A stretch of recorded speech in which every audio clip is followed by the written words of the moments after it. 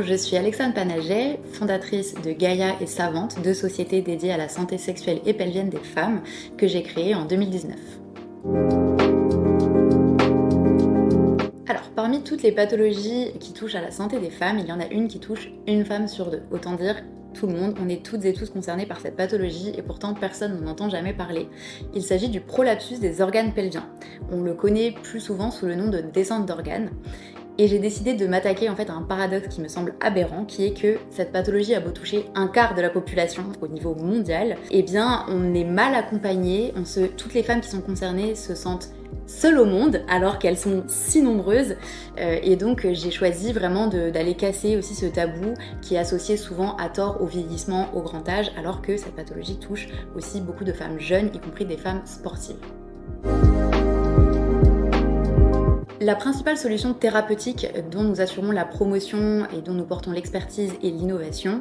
s'appelle le PCR. C'est un petit dispositif médical qu'on insère dans le vagin pour repositionner les organes et corriger instantanément les symptômes du prolapsus. C'est le traitement de première intention recommandé depuis 2021 par la Haute Autorité de Santé. Et j'ai décidé de construire une solution complète et globale avec du coup ces deux entités Gaïa et Savante, dont l'une porte le site My Little PCR et un ensemble de contenus, d'informations, de produits, y compris de la recherche et développement et de l'innovation pour proposer de meilleures solutions thérapeutiques aux femmes, et Savante qui est un organisme de formation destiné aux professionnels de santé pour les aider à mieux prendre en charge ces pathologies et également porter une éducation à la santé pelvienne pour les femmes. Très rapidement, nous sommes devenus le référent en France sur la prise en charge du prolapsus, en particulier avec le PCR. Nous travaillons avec la plupart des key opinion leaders dans le domaine de la statique pelvienne et avec de nombreux centres hospitaliers partout en France, alors notamment à Paris, la Pitié-Salpêtrière, Cochin, Tenon, Antoine Béclair, mais également avec la Conception à Marseille, le CHU de Lyon, de Lille, de Poitiers, bref, beaucoup d'établissements. Nous avons également déployé notre activité aussi bien de formation que notre offre produit et de contenu à l'étranger dans d'autres pays européens comme l'Italie, l'Espagne, la Belgique ou la Suisse. Nous avons formé plus de 3000 professionnels de santé avec notre organisme de formation et nous avons initié et coordonné la création de la toute première association de patientes dédiée au prolapsus en France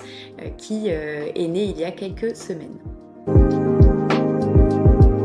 Je crois énormément à la force du réseau et pour moi l'entrepreneuriat depuis le début c'est une aventure qui est avant tout humaine et pour moi FemTech France est un collectif qui incarne cette vision-là.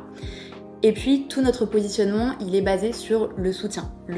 aux femmes et pour moi être dans ce collectif qui promeut un ensemble de solutions pour la santé des femmes c'est une manière de mieux les soutenir et puis aussi le soutien entre nous, entrepreneurs de ce collectif qui essayons de faire bouger les choses et pour moi c'est très important. D'ailleurs nous travaillons avec plusieurs entreprises du collectif FemTech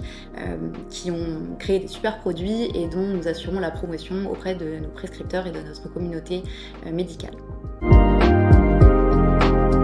Je vais vous parler d'une anecdote qui s'est produite il y a quelques jours à peine en congrès à Lille, un congrès de rééducation pelvie-périnéale où je suis tombée sur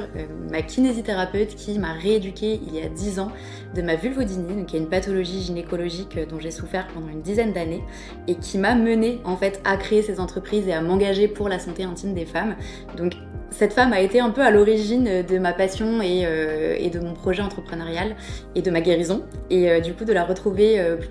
10 ans plus tard, après avoir créé mon entreprise, qu'elle se soit développée et de pouvoir lui parler aussi de nouvelles solutions pour l'aider à mieux prendre en charge ses patientes, ça a été un moment très émouvant et très symbolique pour moi.